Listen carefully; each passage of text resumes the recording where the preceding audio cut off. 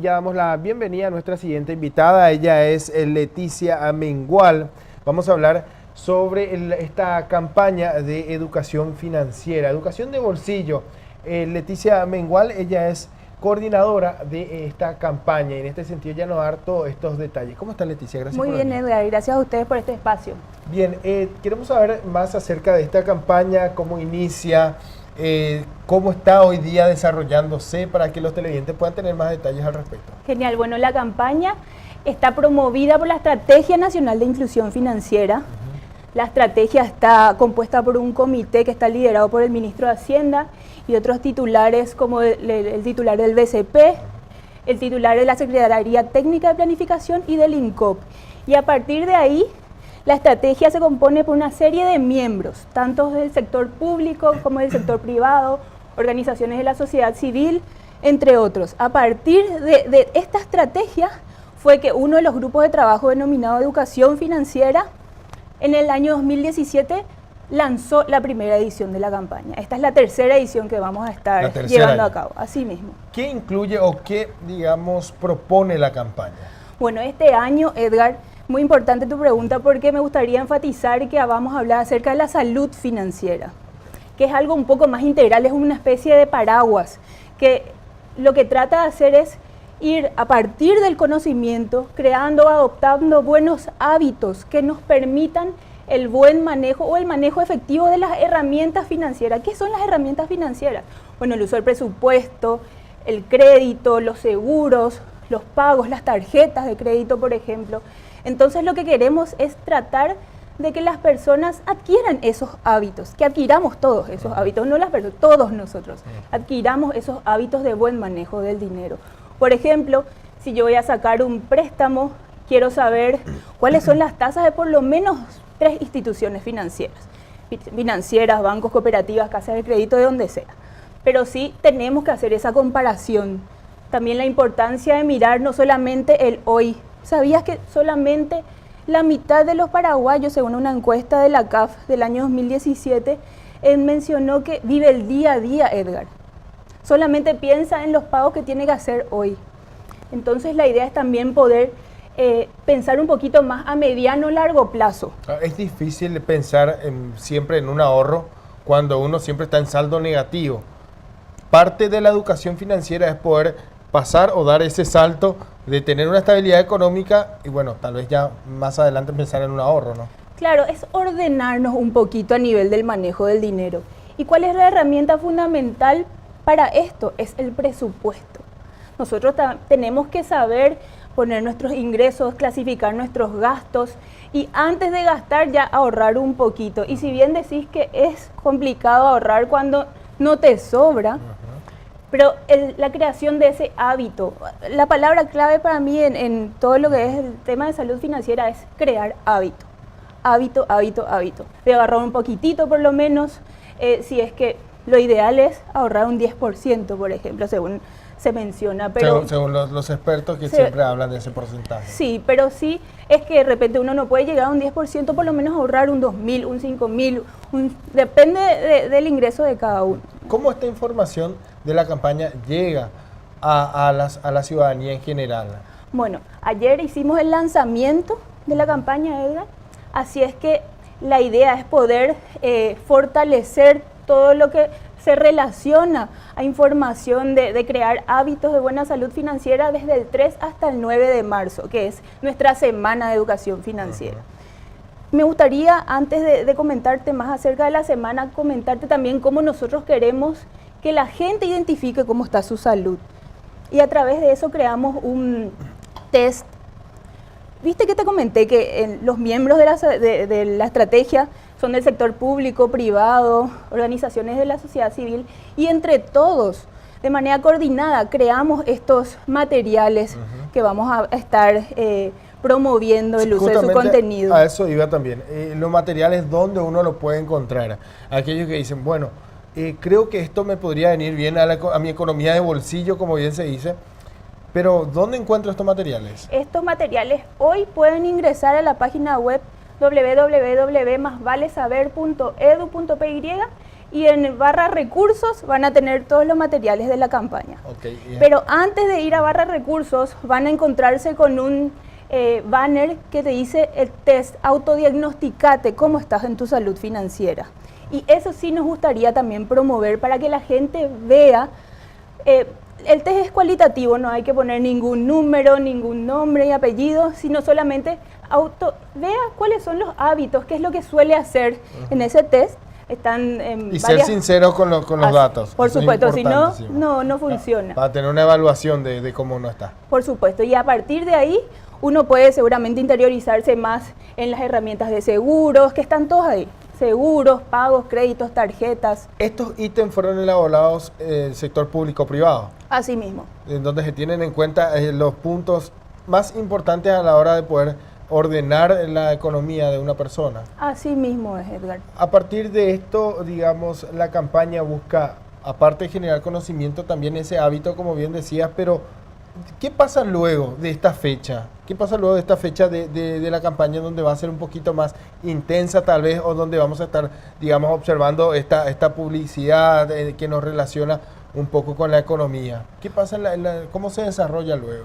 Bueno, comentarte nada más que del 3 al 9 tenemos la campaña, la semana, y el 9 celebramos la finalización de la semana con una feria sobre Calle Palma de 8 a 2 de la tarde, en donde hay varios stands de miembros de la campaña, inclusive otras empresas que se van sumando a la campaña que no son del área de intermediación financiera propiamente dicha, pero que consideran súper importante esto. ¿Qué uno puede encontrar en esta feria? La idea es que cada stand tengan juegos interactivos, educativos, financieros, para niños, jóvenes, adultos, para toda la familia, además de tener charlas súper interesantes con profesionales de muy alto rango, sí, con temas variados. Destaco esta palabra de generar hábitos, o sea, el hábito en sí. Sí. Es importante generar esto en los chicos, es por eso que siempre se insiste a los padres o a las familias que puedan educar a los chicos y que los familiaricen con la cultura del ahorro, de poder ser sinceros con los números desde pequeño, de poder entender cómo se produce o el movimiento financiero, lo básico por lo menos para que puedan generar ese hábito, ¿no? Así mismo, no tener miedo de hablar de dinero, no hay que tener miedo, porque es algo que sí o sí en el día a día lo utilizamos, sí o sí para ponernos metas de ahorro, para ponernos metas de vida. Generalmente todo se relaciona con algún dinero que tenemos que invertir en esos puntos, entonces también ir identificando esas metas de vida, que es súper importante también mencionar a los chicos, ¿no? Ir metas de a poquito. Y los padres tienen que ser, obviamente, bueno, sería ideal que seamos siempre el ejemplo. Como desarrolladores de este programa, esta campaña de educación financiera, ¿detectaron cuáles son los problemas más comunes que tenemos aquí en nuestro país? Bueno, así como te mencionaba acerca de la encuesta de la CAF del año 2000, de finales de 2017, que va a estar lanzándose dentro de unos días, el 5 de marzo, detectamos algunos puntos interesantes. Uno, como te dije, que el paraguayo o la paraguaya piensa, la mitad de la población piensa en el día a día nada más, ¿verdad? Después tenemos que un 87.5% no realiza presupuesto ajustado, no detalla su presupuesto. Dice que hace un presupuesto de ingresos y gastos, pero no lo detalla. Eso también es importante. Y un 67% de la población que menciona que sus gastos son mayores a sus ingresos. Entonces, que no importa el ingreso que tenga, porque siempre se habla de escala de ingresos, un volumen interesante, pero no alcanza. Así mismo, es por eso esta campaña está dirigida a toda la población. No hay niveles económicos, socioeconómicos a los cuales no afectaría, a todos nos afecta. Esos son los puntos que más se puede destacar entonces del estudio que realizaron. Bueno, son unos cuantos puntos. Me gustaría, sí, luego en un punto posterior ir viendo esas encuestas que te comento y ir analizando uno a uno esa información. Eso sí sería interesante, un poquito más ya detallado. Cuando hablamos de educación, todavía dentro de la malla curricular de las instituciones educativas, ¿falta incluir la educación financiera O Se encuentra incluido en el tercero de la media. Sí, pero digamos, dentro de lo que es la educación, esto tiene una importancia fundamental sin duda para el desarrollo del chico luego a la hora de poder hacer sus números para poder enfrentarse a un mundo laboral, a sus estudios, a poder ordenarse un poco y decir, porque siempre uno busca independizarse y sabemos que eso depende muchas veces de los números y no así del ánimo de cada uno. Así mismo, Edgar, en realidad, como hablamos de hábito, el hábito desde chiquito o desde chiquita sería interesante ir implantando, adoptando el ahorro, la alcancía, el ir pagando cuentas, págame tal cosita, que maneje también que no tenga miedo de darle al chico o la chica también dinero y que se haga responsable de ese dinero. El programa en sí se desarrolla y tiene un cierre, lo realiza en el Banco Central, hay actividades también, concursos para los chicos de los colegios. Sí, el martes o el miércoles, creo que es el martes 6 que cuentan ellos con un concurso, no es un concurso, sino que es una feria para niños, específicamente, pero así como el Banco Central hay un montón de otras actividades durante la semana. Pues, mira, todos los miembros de la ANIF promueven de alguna manera difusión a través de sus redes, algunos con talleres, bancos, financieras, ya tenemos un calendario de actividades, de talleres, charlas que ellos van a hacer en sus sucursales, por ejemplo en el interior, porque si bien esta feria es en Asunción, nosotros llegamos a través de los miembros de la estrategia al interior del país. Cuando hablamos de educación de bolsillo, nos referimos específicamente a esa economía familiar, a esa economía en donde bien decías que muchas veces uno siempre está con los números siempre al límite, o esto se puede entender también como aquellos que tienen ahorro en un banco, en una cooperativa y no saben cómo, digamos, desenvolverse financieramente, en qué camino tomar o qué decisiones tomar en cuanto a su economía.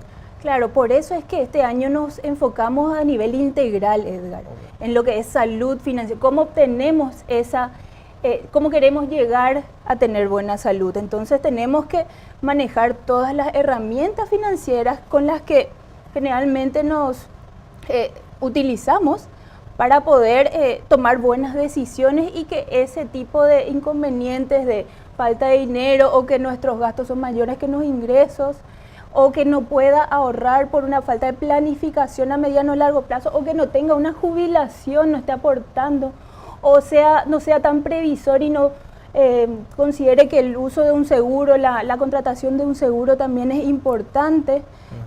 Todas esas cosas, esas decisiones que tomamos en el día a día que nos llevan a tener una buena salud financiera, son las que queremos trabajar con esta educación de bolsillo. Hablas de unos ítems que, bueno, uno puede encontrar en el portal web, que fue el resultado de un estudio realizado entre el sector público o privado.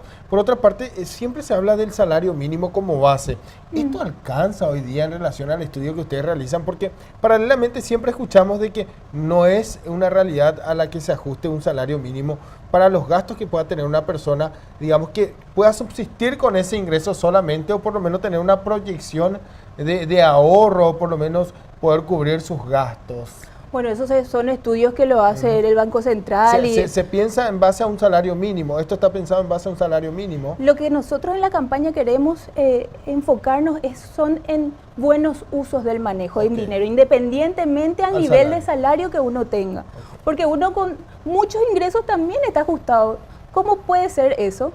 Bueno, entonces también es ir mirando, ir clasificando nuestros gastos, ir viendo que podemos tener imprevistos. Es ir pensando, planificando en lo que nos puede llegar a pasar. Es muchas veces la manera en cómo se maneja el dinero, sino que solamente hay que ajustar esto a las herramientas que ya existen, poder tener en cuenta todos estos detalles.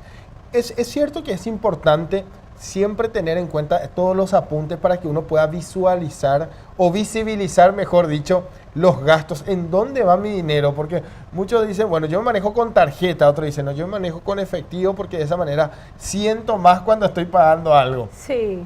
Un ejemplo. ¿Ustedes también tienen ejemplos de esto? ¿Es cierto o es un mito? No, es ahí donde de repente se va todo el dinero que no sabemos dónde está.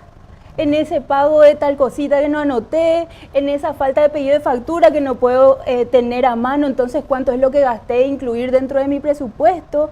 Son ese tipo de gastos que decís, Edgar, los que nos hacen tambalear a veces a la quincena ya, no llegamos ni a fin de mes a veces.